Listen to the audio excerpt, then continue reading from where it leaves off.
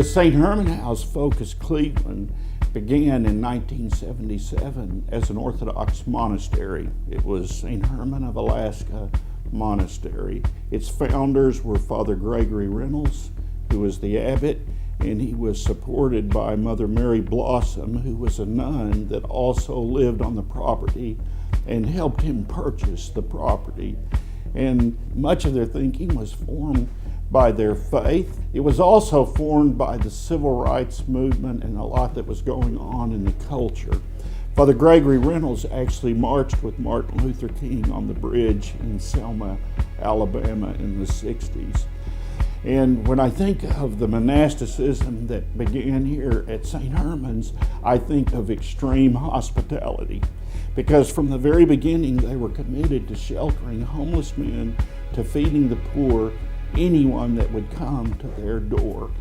And I'm not so sure that a different origin would allow us to do what we do today, because I think the rule of service and the perpetual nature of the service here, 3 hot meals a day, 7 days a week, was formed by a rule of prayer.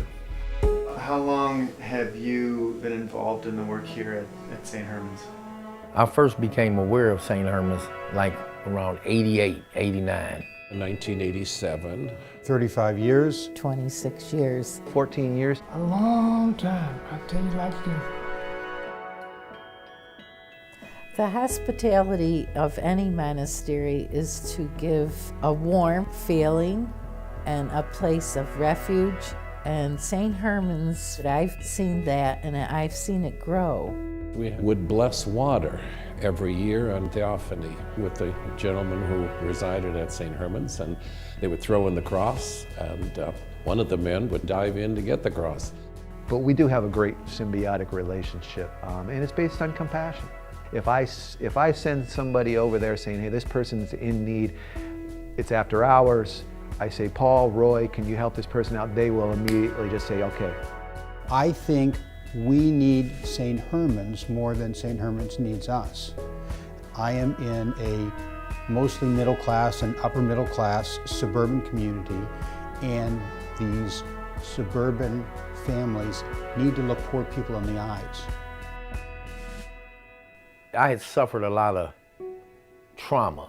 My mother remarried. She had a kid by her husband, which was my brother. I could tell that I wasn't treated the same way, by him, And my mother, I can tell she kind of figured that too, but they thought that I would be a stronger person and I can overcome this, but I didn't. I turned towards drugs, alcohol, the street life. So I ended up coming to St. Herman's one day. They welcome me in there, and you come to a place like this, your confidence is totally gone. And once I start being around people like Peter, Father Stephen, Babbage, Roy, Paul, Carl Cook, and you start talking to these people, you can do it. That's something I never heard as a child. You can do anything you want to do. And it started changing me.